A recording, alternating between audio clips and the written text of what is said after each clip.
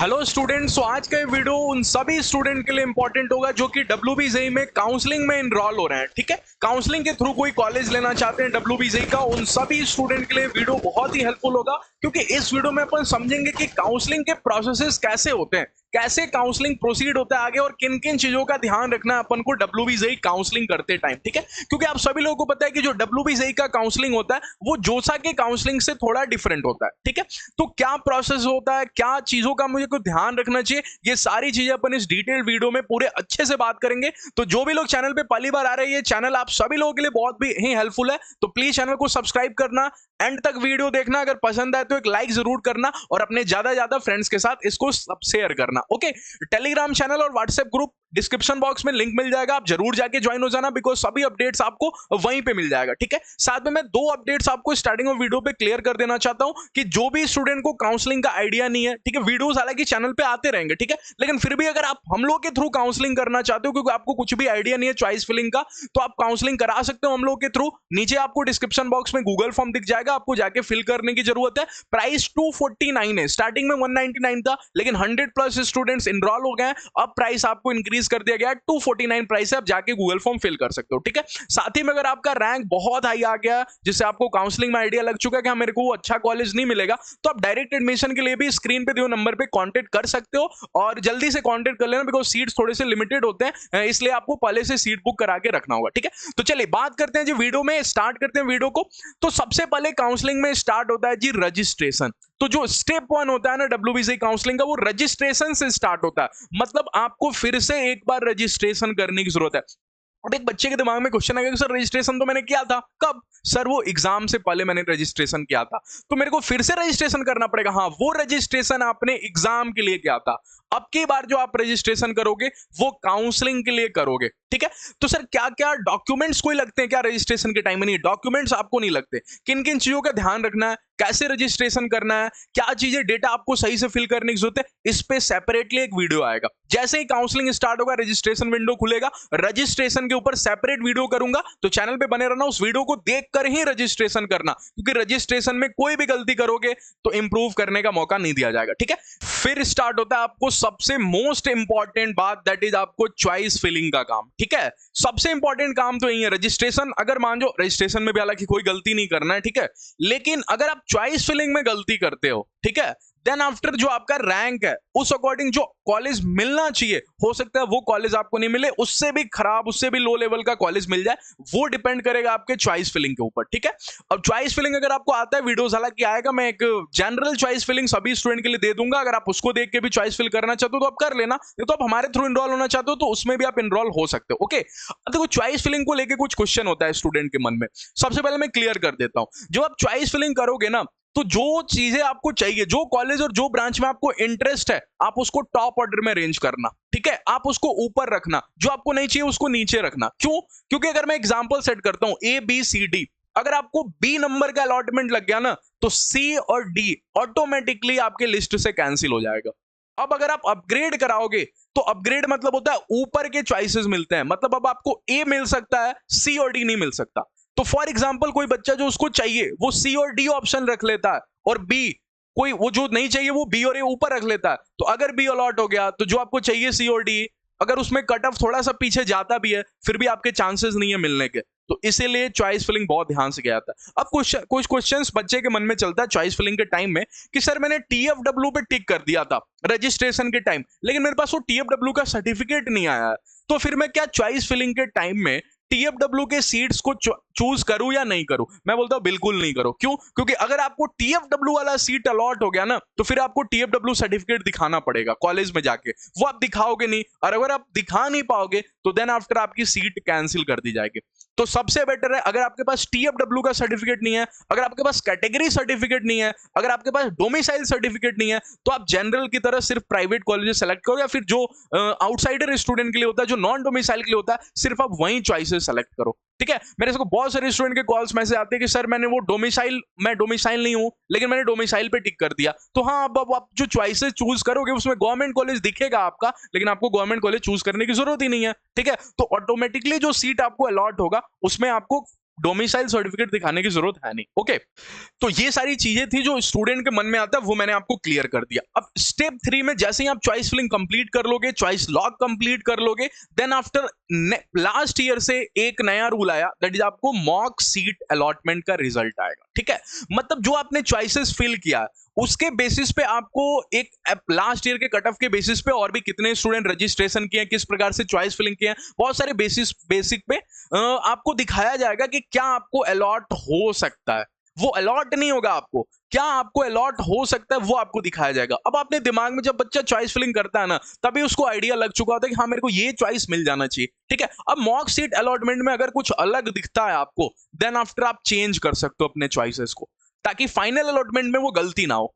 ठीक है, तो मॉक सीट अलॉटमेंट आएगा जिसमें आपको दिखेगा कि ये ब्रांच, ये चॉइस आपको मिल सकता है। अगर आपको लगता है कि हाँ ठीक है तो कोई चेंज ना करो, अगर आपको लगता है कि नहीं ये तो गड़बड़ है, ठीक है, तो देन आफ्टर आप चॉइसेस को फिर से इंप्रूव कर सकते हो, फिर से चेंज कर सकते हो। ठीक है, देन आफ्टर आपको फाइनल अलॉटमेंट आएगा, राउंड 1 का रिजल्ट आएगा। ठीक है, अब जैसे ही राउंड 1 का रिजल्ट आता है, देखो मैं पूरे चीजों को ना डिटेल में एक एक बात को समझा रहा हूं, तो वीडियो बहुत लेंदी हो सकता है, इसलिए एंड तक देखना। एक एक चीज को अगर नहीं समझोगे ना तो बहुत सारे मिस्टेक्स स्टूडेंट कर देते हैं। ठीक है, देन आफ्टर आपको ही प्रॉब्लम होगा, उससे हम लोगों को कोई प्रॉब्लम नहीं हो, सिर्फ और सिर्फ आप फेस करोगे। तो इसलिए वीडियो देखना है, एंड तक अच्छे से समझ लेना। ठीक है, अब जैसे ही राउंड 1 का सीट अलॉटमेंट आएगा, 3 ऑप्शंस होगा आपके पास। एक तो आप फ्रीज कर सकते हो, अगर फॉर एग्जांपल मान जो मेरे को जादवपुर यूनिवर्सिटी में कंप्यूटर साइंस इंजीनियरिंग चाहिए, वो मेरे को राउंड 1 में ही अलॉट हो गया, तो मेरे को तो अब एडमिशन जाके ले लेना है, तो मैं सीट को फ्रीज कर दूंगा। ठीक है, देन आफ्टर में 5000 सीट एक्सेप्टेंस फी, WBJ का ऑफिशियल वेबसाइट पे ये सारा काम होता है। ठीक है, तो राउंड 1 का जो सीट एक्सेप्टेंस फी होगा, दैट इज आपको 5000 रुपीज, वो आपको पे करना होगा। ठीक है, ऑफिशियल वेबसाइट पे पे करना है, वो आपको कॉलेज में जाके पे नहीं करना है। जैसे ही आप सीट एक्सेप्टेंस फी 5000 पे करोगे, देन आफ्टर आपको सीट अलॉटमेंट लेटर डाउनलोड करना होगा। सीट अलॉटमेंट लेटर डाउनलोड करके आपको डायरेक्टली विजिट करना है कॉलेज में। कौन सी कॉलेज में सर? जो कॉलेज आपको अलॉट हुआ है। ठीक है, अगर मेरे को जादवपुर यूनिवर्सिटी अलॉट हुआ है तो मेरे को जादवपुर यूनिवर्सिटी जाना है, अगर मेरे को कलकत्ता यूनिवर्सिटी हेरिटेज अलॉट हुआ है तो मेरे को हेरिटेज जाना है। ठीक है, तो जो कॉलेज आपको अलॉट हुआ है वो कॉलेज में जाना है, डॉक्यूमेंट वेरिफिकेशन कराना है। ठीक है, अब अगर आपने सीट फ्रीज किया, देन आफ्टर आपके पास एक ही ऑप्शन है कि आपको एडमिशन ले लेना है। ठीक है, फर्स्ट सेमेस्टर का फी पे करना है, जो भी प्रोसीजर उसको फॉलो करना है, कॉलेज से बात कर लेना है एक बार। ठीक है, आपको एडमिशन ले लेना है। ठीक है, लेकिन सर एक मिनट, मेरे को सीट पसंद नहीं है राउंड 1 का, मेरे को राउंड 1 में जो मेरे को जादवपुर में ईसी मिल गया, लेकिन मेरा वो सोच था कि मेरा कट ऑफ वो सीएससी लायक है, तो सीएससी लायक मेरा रैंक है, मेरे को सीएससी चाहिए, तो मैं क्या करूंगा? मैं अपग्रेड करूंगा। ठीक है, अपग्रेड करने के लिए क्या करना होगा सुनना, फिर से आपको सीट एक्सेप्टेंस फी तो देना ही देना है, दैट इज आपको 5000 रुपीज, वो आपको देना ही देना है। मतलब सिर्फ फ्रीज किया तब भी सीट एक्सेप्टेंस देना है, हाँ, और नहीं फ्रीज किया मतलब अपग्रेड कराना, मुझे राउंड 2 में जाना है, फिर भी सीट एक्सेप्टेंस देना, हाँ फिर भी देना। कोई भी कंडीशन हुआ, मतलब कहने का मतलब सिंपल सा, अगर आपको सीट अलॉट हो गया ना तो सीट एक्सेप्टेंस फी देना ही देना है 5000 रुपीज। ठीक है, देन आफ्टर आपको यस अपग्रेडेशन का फॉर्म कहां मिलेगा? WBJ का ऑफिशियल वेबसाइट पे, वो जैसे आएगा मैं आपको इन्फॉर्म कर दूंगा। ठीक है, यस अपग्रेडेशन का फॉर्म मिलेगा, उसको फिल करना है, कॉलेज में जाके सबमिट कर देना है, और डॉक्यूमेंट्स जो भी लगेंगे मैं उस पर भी वीडियो कर दूंगा, वो डॉक्यूमेंट्स लेके कॉलेज जाना है। कौन से कॉलेज में जाना है सर? जो मेरे को चाहिए उस कॉलेज में जाना है? नहीं, जो आपको अलॉट हुआ है उसमें जाना है, भले वो मेरे को नहीं चाहिए। जैसे मान जो किसी बच्चे को for example Techno Main Salt Lake allot हो गया, ठीक है, उसको वो नहीं चाहिए, उसको हेरिटेज इंस्टीट्यूट ऑफ टेक्नोलॉजी चाहिए, लेकिन फर्स्ट राउंड में टेक्नोमेन सॉल्ट लेक मिला, तो डॉक्यूमेंट वेरिफिकेशन कहां कराएगा? टेक्नोमेन सॉल्ट लेक में। जो उसको अलॉट हुआ राउंड 1 में, उसी कॉलेज में जाके डॉक्यूमेंट वेरिफिकेशन कराना है। ठीक है, और यस अपग्रेडेशन का फॉर्म भी वहीं पे सबमिट करना है। अब ध्यान से एक और बात सुनना, जब आप अपग्रेडेशन के लिए जाओगे, जो भी कॉलेज, अगर आपको प्राइवेट कॉलेज है, ठीक है, लास्ट ईयर जो स्टूडेंट के साथ हुआ था मैं आपको इन्फॉर्म कर देता हूं। ठीक है, जब आप जाओगे कॉलेज में तो आपका माइंड वॉश किया जाएगा कि नहीं आप अपग्रेड मत कराओ, हो सकता है आपको नहीं मिले, आप एडमिशन ले लो। आपको लगता है अपग्रेड कराना चाहिए, आप यस अपग्रेडेशन का फॉर्म सबमिट करो, देन आफ्टर आप जस्ट वहां से बाहर आ जाओ। ठीक है, कॉलेज कुछ भी बोले आपको सुनना ही नहीं है। बहुत सारे स्टूडेंट बोलते हैं सर मेरे साथ तो स्कैम हो रहा है, स्कैम नहीं है, कॉलेजेस का काम है, उसमें आप फंसो मत। आप वीडियोस देख रहे हो मेरे, अगर आप मेरे को सुन रहे हो, आपको अपग्रेड कराना है, आप अपग्रेड कराओ, कॉलेज के बात पे मत सुनो, स्पेशली प्राइवेट कॉलेजेस करते हैं। ओके, देन आफ्टर जैसे ही आप यस अपग्रेडेशन का वहां पे फॉर्म सबमिट करोगे, आप राउंड 2 के लिए चले जाओगे। ठीक है, और एक और बच्चा सोचेगा सर मेरे को कोई कॉलेज अलॉट नहीं हुआ राउंड 1 में, मेरा रैंक बहुत हाई है, या फिर मैंने चॉइस फिलिंग में कुछ मिस्टेक कर दिया जिससे को मेरे को राउंड 1 में कोई कॉलेज अलॉट नहीं हुआ। तो अगर आप चॉइस फिलिंग थोड़ा सही से करोगे ना तो आपको कोई ना कोई कॉलेज अलॉट हो जाएगा। लेकिन फिर भी मैं मान के चल रहा हूं आपको कोई कॉलेज अलॉट नहीं हुआ, देन आफ्टर आपको कुछ भी करने की जरूरत नहीं है। सर अभी भी जब आपने बोला सीट एक्सेप्टेंस फी वो नहीं देना, नहीं आपको सीट ही नहीं अलॉट हुआ तो काहे का सीट एक्सेप्टेंस फी आपको देने की जरूरत नहीं है। ठीक है, आप डायरेक्टली राउंड 2 के लिए चले जाओगे, कुछ नहीं करना आपको, आप डायरेक्टली राउंड 2 के लिए चले जाओगे। ठीक है, अब खेल शुरू होगा आपको राउंड 2 का। ठीक है, राउंड 2 में मैं स्पेशल नोट बना के दिखा देता हूं स्क्रीन पे कि इसमें आप चॉइस फिलिंग चेंज नहीं कर सकते। मतलब जो चॉइस फिलिंग आपने रजिस्ट्रेशन के टाइम किया था राउंड 1 के लिए वही काम करेगा आपको राउंड 2 में। तो अब आपको समझ में आया कि चॉइस फिलिंग कितना इंपॉर्टेंट है। राउंड 2 में आप चेंज नहीं कर सकते चॉइस फिलिंग। ठीक है, अगर राउंड 2 में ब्रांच अपग्रेड होता है तो राउंड 2 में आपको जाके एडमिशन ले लेना है। ये लास्ट ईयर का रूल था। ठीक है, कि अगर आप एडमिशन नहीं लेते हो, अगर आप सीट को छोड़ देते हो तो सीट कैंसिल हो जाएगा। ठीक है, लास्ट ईयर का रूल था। इस ईयर क्या रूल आएगा उसको मैं एक्सप्लेन करूंगा, हो सकता है इस रूल चेंज हो जाए क्योंकि लास्ट ईयर रूल डिफरेंट था।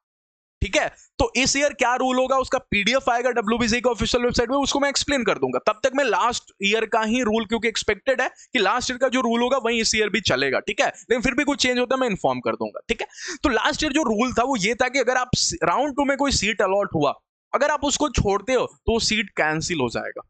अब वो आपको दोबारा नहीं अलॉट हो सकता, चाहे आपको मॉप अप राउंड में सीट मिले या नहीं मिले, राउंड 2 का सीट आपका चला जाएगा। ठीक है, तो बेटर है आपको राउंड 2 में जाके एडमिशन ले लेना जो भी कॉलेज आपको अलॉट होता है। तो ठीक है, अगर आपका अपग्रेड हुआ है तो ठीक है, आप अपग्रेडेड वाले में जाके एडमिशन ले लो। अगर आपको सेम वही चॉइस अलॉट हो गया जो फर्स्ट राउंड में अलॉट हुआ था तो आपको उसी में जाके एडमिशन ले लेना है दोबारा। ओके, दोबारा मतलब लास्ट टाइम आपने डॉक्यूमेंट वेरिफिकेशन कराया था, लेकिन इस बार आपको दोबारा जाना और एडमिशन ले लेना उसी कॉलेज में, अगर आपको पिछला वाला ही चॉइस अलॉट हो गया तो। ठीक है, और अगर फिर से आपको अलॉट नहीं हुआ तब आपने जरूर चॉइस फिलिंग में कोई गड़बड़ किया। ठीक है, तो फिर से आपको वेट करना है मॉप अप राउंड के लिए। ठीक है, राउंड 2 तक मैक्सिमम स्टूडेंट एडमिशन ले चुके होंगे। ठीक है, फिर भी अगर कोई सीट वेकेंट है किसी कॉलेज में, वो कॉलेज का वो सीट पार्टिसिपेट करता है मॉप अप राउंड में। ध्यान से सुनना, mop up round is not the upgradation round. इसमें आपका ब्रांच अपग्रेड ही होगा इसकी गारंटी नहीं है, डिग्रेड भी हो सकता है, क्योंकि ये डिपेंड करता है वैकेंसी ऑफ सीट्स पे। ठीक है, ये पूरी तरह से डिपेंड करेगा कि कौन से ब्रांच में किस कॉलेज में कितने सीट्स वेकेंट है उस अकॉर्डिंग। ठीक है, तो मॉप अप राउंड का खेल डिफरेंट होता है। स्पेशली वीडियो आएगा मॉप अप राउंड पे इस चैनल पे बने रहना। मॉप अप राउंड में फिर से रजिस्ट्रेशन किया जाता है, फिर से चॉइस फिलिंग किया जाता है, फिर से पेमेंट करना होता है। रजिस्ट्रेशन फी जो होता है वो आपको 500 रुपीज होता है, लेकिन मॉप अप राउंड का जो फीस होता है वो आई थिंक 200 या 250 टाइप होता है। ठीक है, अभी से क्या फी रहेगा जो पीडीएफ आएगा उसमें मैं एक्सप्लेन कर दूंगा। ठीक है, तो अभी मैं सिर्फ प्रोसेस समझा रहा हूं। मॉप अप राउंड में आपको फिर से सारी चीजें करने की जरूरत है। फिर से अगर आपको मॉप अप राउंड में सीट अलॉट होता है तो राउंड 2 का सीट कैंसिल हो जाएगा। ठीक है, राउंड 2 में जो आपने एडमिशन लिया वो सीट ऑटोमेटिकली कैंसिल हो जाएगा। और अगर आपको मॉप अप राउंड में कोई सीट अलॉट नहीं हुआ, अगर आपने एडमिशन नहीं लिया था तो राउंड 2 का सीट तो वहीं पे कैंसिल हो गया। तो राउंड 2 में एडमिशन लियो तो सेफ हो, नहीं तो मॉप अप राउंड आपके लिए रिस्की है। अगर अलॉट हुआ तो ठीक है, नहीं अलॉट हुआ तो राउंड 2 वाला सीट कभी नहीं मिलेगा आपको। ठीक है, तो ये प्रोसेसेस थे आपको WBCE काउंसलिंग के लिए, जिसमें 3 राउंड में काउंसलिंग होता है, round 1, round 2 and vacant seats के ऊपर जो काउंसलिंग होता है दैट इज आपको मॉप अप राउंड। राउंड 2 तक मैं फिर से बोल रहा हूं, राउंड 2 तक आपको एडमिशन ले लेना है। ठीक है, अगर आप एडमिशन नहीं लेते हो तो मॉप अप राउंड पूरी तरह से आपके लिए रिस्की राउंड होगा। क्यों? क्योंकि अगर आपको सीट अलॉट हुआ वेल एंड गुड है, नहीं अलॉट हुआ तो राउंड 2 सीट्स को आप क्लेम नहीं कर सकते। लास्ट ईयर का रूल है, मैं फिर से बोल रहा हूं, इस ईयर जो रूल आएगा उसका जो पीडीएफ आएगा उसको मैं आपके सामने एक्सप्लेन कर दूंगा। ठीक है, तो ऐसे regular videos, helpful videos counselling related इस चैनल पे आते रहेंगे, तो इस चैनल पे बने रहना, सब्सक्राइब कर देना। और अगर कोई डाउट्स आपके मन में है तो आप डिस्क्रिप्शन बॉक्स में नंबर होगा, आप हमें व्हाट्सएप भी कर सकते हो या फिर कमेंट सेक्शन में आप पूछ सकते हो, वहां मैं आंसर कर दूंगा आपको। ठीक है, तो चलिए मिलते हैं नेक्स्ट वीडियो में। थैंक